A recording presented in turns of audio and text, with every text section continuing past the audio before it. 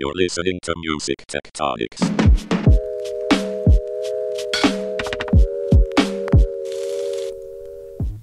Welcome back to Music Tectonics, where we go beneath the surface of music and technology, where we have a room covered in screens reporting every single microcent getting paid out to every artist on the planet with graphic illustrations showing how those micro pennies get split across 160 countries, where we keep one eye on those screens and another on every single Instagram story that uses music, where I personally call each artist to let them know where their songs are being used so they can find a third-party reposting app with filters that post in VR worlds we have only dreamed of. I'm your host, Dmitri Vietze. I'm the founder and CEO of Rock, Paper, Scissors. We are a music and a tech and a music tech PR firm. And I'm excited you've joined me, but I'm really excited that my guest today has joined us, Justin Butler. He's the director of global sales at Hyperwallet, a PayPal service. How are you doing, Justin? Hey, Dmitri. I'm great. Thanks for having me today. And you're out in LA, right? I am in LA. Yeah, we're looking forward to seeing you guys. Just a couple of days, in a week or two for the Tectonics Conference. Yeah, when this thing runs, it's actually going to be a couple days. Oh, okay. There we go. In a couple of days. Perfect.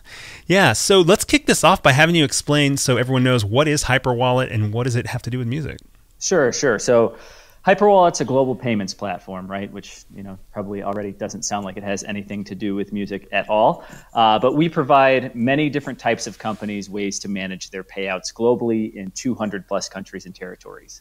So we've built out a proprietary financial network over the last 20 years or so that sits on top of our technology stack and our regulatory and compliance layers that not only allow our corporate clients to issue payments in 100 plus countries in the equivalent of like a local ACH, but it also allows us to offer them other payout options like PayPal and directed debit and cash pickup through MoneyGram and Western Union and prepaid card, virtual cards, gift cards. So you name it, pretty much any commercially viable payout product can be enabled through Hyperwallet. And what does that actually have to do with the music space? So we help all different kinds of companies manage these payouts, from marketplaces to gig economy platforms, insurance companies, airlines. And most importantly, the reason for me being on this podcast is the music space. So we work with PROs around the world, DSPs. We even work with labels to help manage all of their royalty payouts, their vendor payment payouts, anything payment out, where if you have an artist or songwriter that's listening right now, that's what we help our clients with. And I think, the music industry today is way more accessible than ever before, right? Anyone with an iPhone can go and record a song and upload it and start making music and being creative. And artists need a way to sell their music. Content platforms need ways to kind of get that music out there. And that's sort of where we come in. So we help all of these types of companies issue payouts to artists, songwriters, and anyone else who needs to be paid.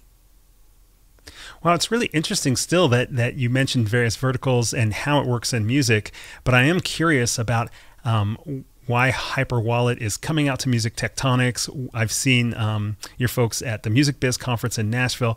Why is music such a ripe industry for the type of service that you guys offer? What's going on in music that make it relevant to this type of offering? Well, again, I think it's, and we love attending music-related conferences, right? We met with you at Music Biz. We've been to Meet Dem. We've been to A2IM's Indie Week. Very excited about Music Tectonics as well. But I think it goes back to that same point that, the music industry is more accessible than ever. If you look at other verticals like the gig economy, for example, you look at, an Uber driver that needs to, use a platform to connect with customers and get paid, and it all happens somewhat seamlessly. Historically, in the music space, it hasn't been that way. Physical checks are almost a 4-letter word that we hear all of the time, used by many different royalty streams and payouts. And it's ripe for disruption, which I think kind of syncs up with what the Music Tectonics Conference is about, what Hyperwallet is about, and it's kind of modernizing the way that these companies do payouts. So you mentioned PROs, you mentioned streaming services. What are some other kind of ideal or top use cases for this type of vast dispersed payments in music? Yeah, I think, if you look at anyone who's distributing royalties, right, and there's many different types of royalties. There's mechanical and performance and sync and even vendor payouts.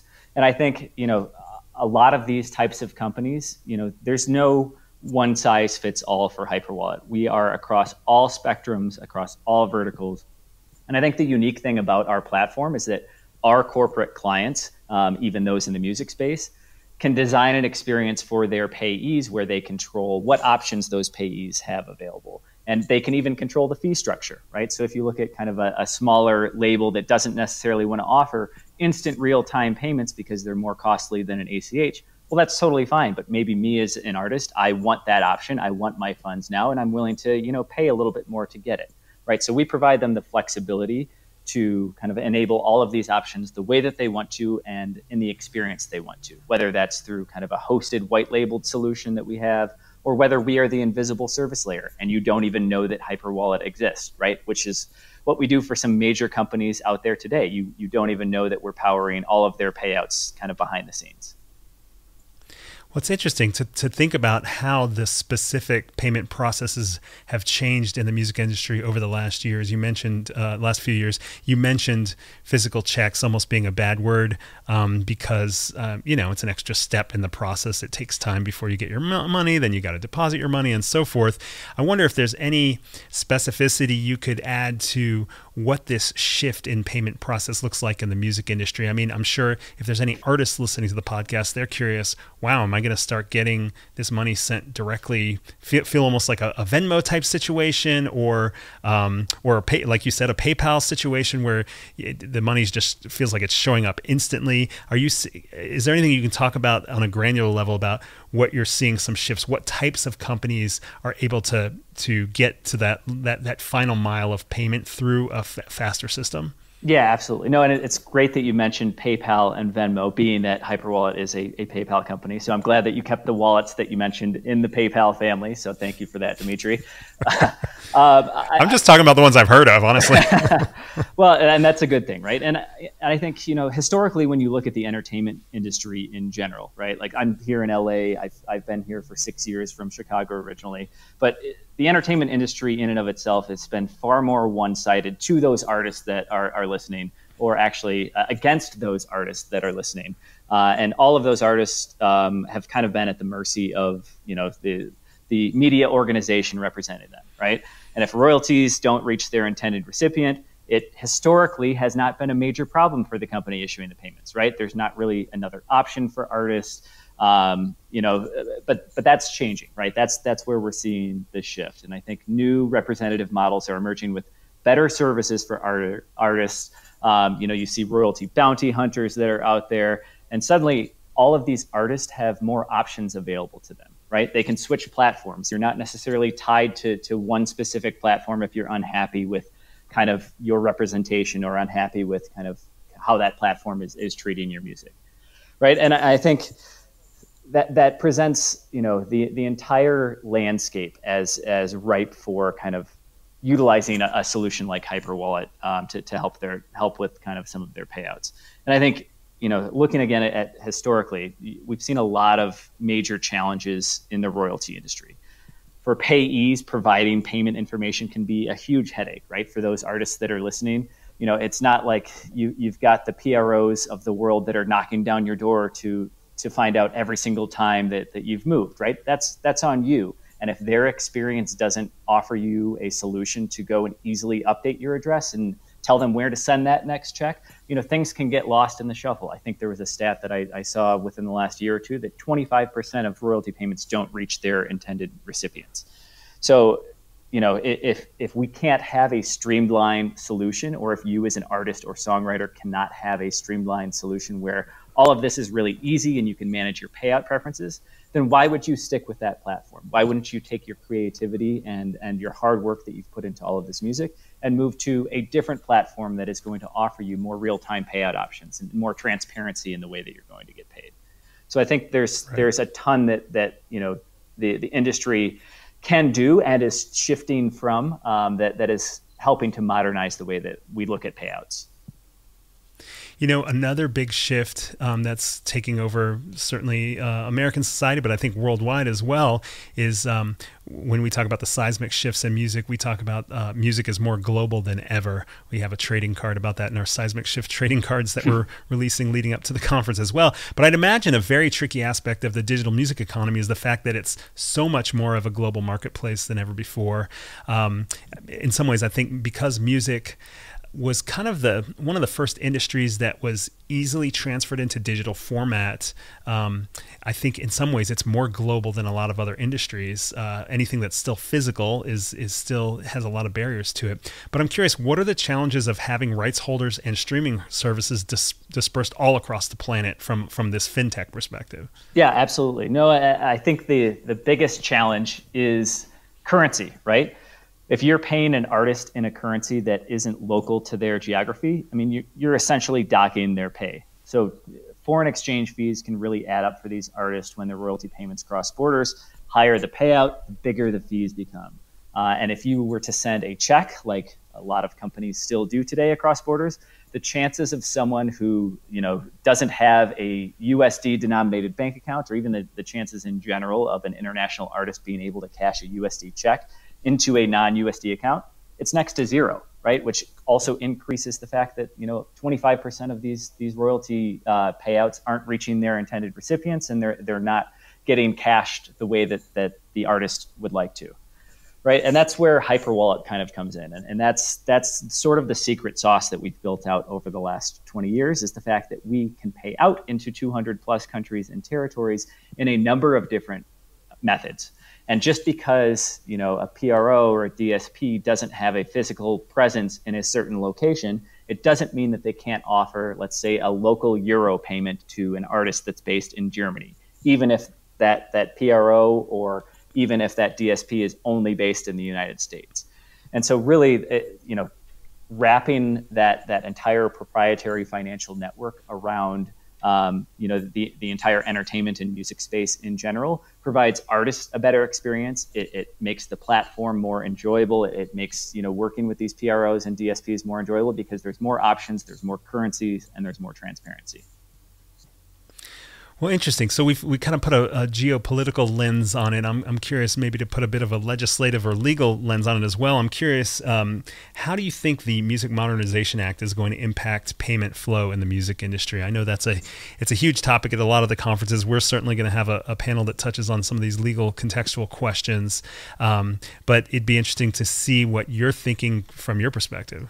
Yeah, and we've heard from a lot of our existing DSP clients that it's been a buzzword for the last year and a half, and this legislation has been worked on for the last 20 plus years or so. So, we've been hearing from a lot of our DSP clients and partners that they need to get ready for what's coming as a result of MMA, and I think the entire industry thinks that the Music Modernization Act is a good thing for artists and songwriters, right? We're setting up, a nonprofit governing agency that's going to have a database related to the owners of all of these licenses, right? So it's going to help fill that gap of that 25% number that I mentioned of the royalty payouts not reaching the intended recipients. It also, assures that songwriters are going to be paid what's actually owed to them and not something that's completely unfair. And it also revamps the court process. But if you look at that legislation and look at how beneficial it is to all of these artists and songwriters, it's still not going to mean much to them if there's an antiquated way of issuing that payout. And that's where whether it's Hyperwallet, whether it's someone else, we'd of course hope that it is Hyperwallet. But we're the ones that can come in and step and help modernize the actual payout, right? We've worked so hard on this legislation for the last 20 years, and there's still a ways to go. It's not fully going to be in effect until January of 2021, but we've worked so hard to get to this point. It would be a shame to trip up on the last mile of getting that payment to the recipient. Yes, we're improving metadata, we're improving how all of this is tracked and collected, and there's going to be an overall governing agency that's going to monitor all of this. All of that sounds fine and good, but if you're cutting a check at the end of that process, and we still have some of the antiquated processes that we've had in place for the last 20, 50, 100 years, it's not going to mean much to the end artist, right? I can tell you, here's what you're owed, and it's fair and square, and this is what this legislation has done. But ultimately, you want to be paid the way that you want to be paid, and not have a ridiculous amount of fees taken out from that payment. You mentioned the kind of implementation date of January 2021. I'm curious, have you seen an escalation of interest in using Hyperwallet services, and what types of companies are the ones that are jumping on it the most right now? Is it the streaming services? Is it the PROs? Are there other entities, publishers, or labels that are having conversations? Where's the interest come from, and at what kind of time frame? I think I will select D, all of the above, right? And this is something that's been going on since early 2018, when we first heard the rumblings of kind of this legislation as a realistic chance to pass.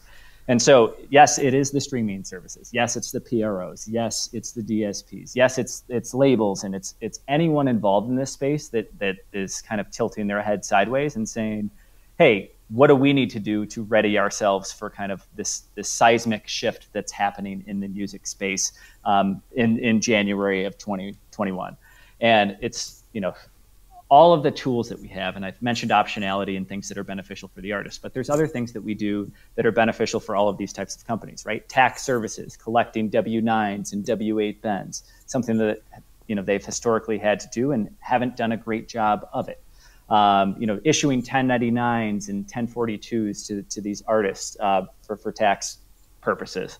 So all of this stuff kind of goes into what our platform, what Hyperwallet's platform can do, which is allowing these corporate clients to manage their payouts, all of the administrative, all of the regulatory and compliance burdens. They can manage all of that while providing this nice kind of packaged solution to these artists that give them all of the options that they want.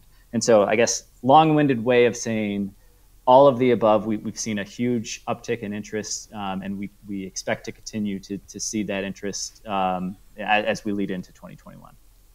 So there is no wait and see type of trend happening. It's like, oh, we better jump on this now. But fortunately for us, no, it's we better jump on this now. And I think, if you look at some parallels in the gig economy, right? If all of these platforms that are out there, the disruptors, the quote unquote disruptors that we keep seeing, from the Ubers to the Airbnbs to all of these types of companies that are coming in and disrupting certain industries. I don't think that any company nowadays can take a wait and see approach. You've got to be in there first, and you've got to be evolving with the ever increasing changes that are happening, right? And it seems like every single week, every single month, there's a new piece of legislation. There's something on the regulatory side, and that's not just in the music space. That's in the payment space. But you always need to be kind of first, and that's where Hyperwallet comes in, right? Because of all of our clients that we have in all of these different industries, we have to be first. We have to have a PSD2 compliant solution. We have to, be licensed and be compliant with all of the regulatory changes that are happening. We have to be at the forefront of payout technology. If there was some new payout method that came along tomorrow that the entire world wanted to use and we didn't have it, we'd be out of business. Right, and it's interesting to think about that. I mean, I suspect we have some listeners who may be not on the financial or the operations side of some of these companies, and I think it's actually useful to hear you talk about some of the compliance things that go along with it. This is not just a replacement for paying checks, but it has all these other implications that once you've kind of digitized certain aspects that are still being done manually or physically, there's an opportunity to capture a lot of efficiency in those aspects, the reporting and the compliance components, taxes, all that kind of stuff. So that's super interesting. But I will say, at Music Tectonics, we've had episodes about music making apps, startup acquisitions, music and film and TV. This is our first FinTech episode, and so if we, as we think we do, probably have listeners that are maybe thinking about some of these issues for the first time on the kind of payout financial side, as well as how to operationalize some of these things that are coming with the MMA. Why should those listeners be paying attention to the FinTech side of the music industry? Yep, very good question, right? And I think, if you look at having those music making apps and startups and music and film and TV, a common theme that's not necessarily talked about, but everyone is thinking about behind the scenes, is the fact that everybody's making money at some point or another during that process, right? The music industry is interesting in that, it's a creative space. Not everyone that's in the music space is only out to make a buck. My brother-in-law, and I'll give him a shameless plug, Captain Supernova, just released an album. It's not always about the money. It's more about the creative. It's about the music. It's about the creative process and kind of creating something from scratch that is really unique about this space. But I think, why should your listeners be paying attention to this? It's the companies that are listening to this. If you make an app, you need to pay people and businesses. And more importantly, you need to get paid. And I think it's important for all of these industries to understand the most basic component that often gets overlooked, and that's how to get paid and how to pay people. And even from an artist standpoint, right? We're talking about a lot of the benefits to DSPs and PROs and labels, but even from an artist standpoint, if you are working with a company and they don't have appropriate fraud tools, and it's easy to take over your account and change banking information so that someone else can hack your account and send royalties over to their own account that aren't intended for them, right?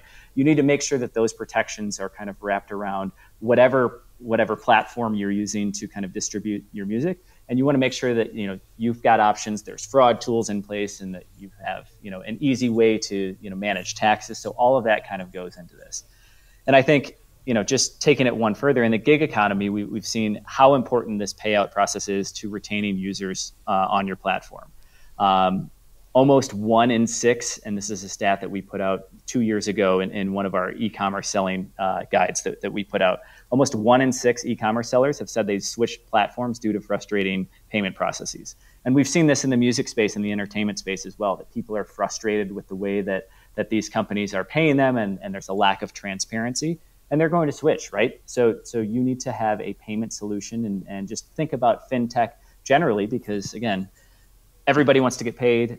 Everybody needs to pay people at one point or another. So it's always an important topic, whether it's related to your business or whether you want to send funds to your friend via Venmo, right? Yeah, money is kind of important. It's true. So Hyperwallet's coming out to Music Tectonics, the conference we're holding just a couple days after this podcast publishes. And that conference is in LA, October 28th, 29th. And Justin, you'll be speaking on our session titled Rethinking Royalties, How the Entertainment Industry Can Modernize Payments. You'll be alongside folks from Sync Tank, HFA/Rumblefish, and CD Baby.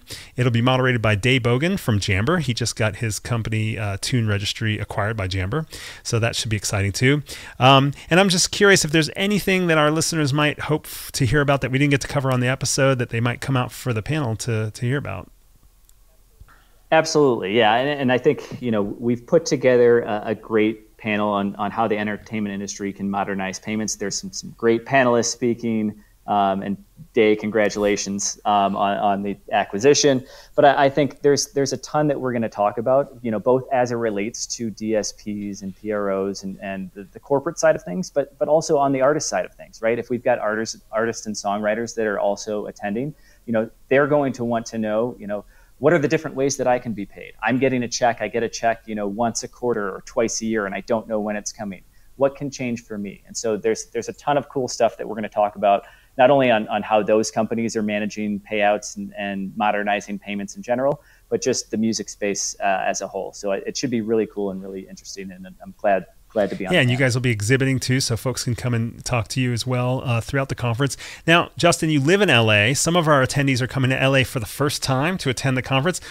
Trying to give them a sense of LA by having events in different locations. Our pre-conferences downtown at General Assembly's event space, then our opening parties at Warner Music's new cool office, which is a former Ford Model T factory. They've got a great event space that I've checked out. And then the main conference is at the beautiful Skirball Cultural Center, which is in the foothills of the Santa Monica Mountains. So they'll get a flavor for downtown and on the edge of town. But if you were in music or tech, what else would you try to make time to do for when you're in LA?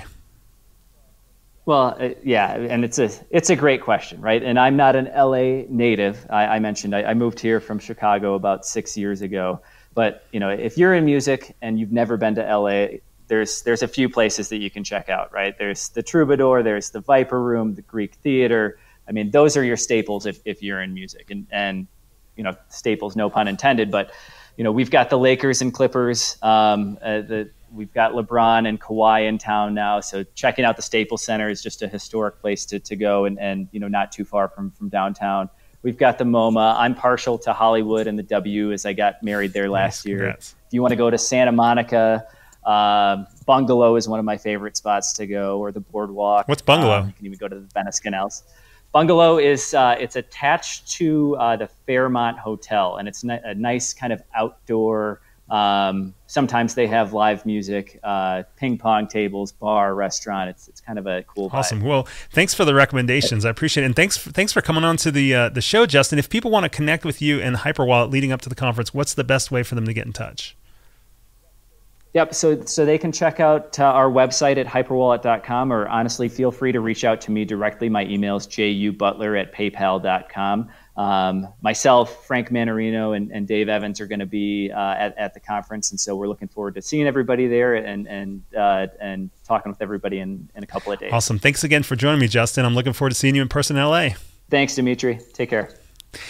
And thank you for listening to Music Tectonics. And as you can hear, the conference is just days away from when you're hearing this, and we'd be really excited to have you there. You can go to musictectonics.com to find out all about the conference. Sign up for our newsletter. You can keep track of what we're doing there, other events we're doing down the road. But thanks everyone for the support. It's been great these last couple of weeks watching the badge sales come in. So much support from so many places.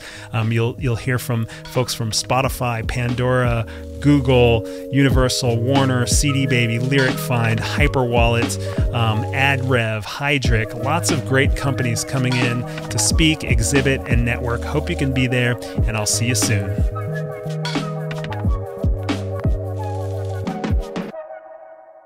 You're listening to Music Tectonics.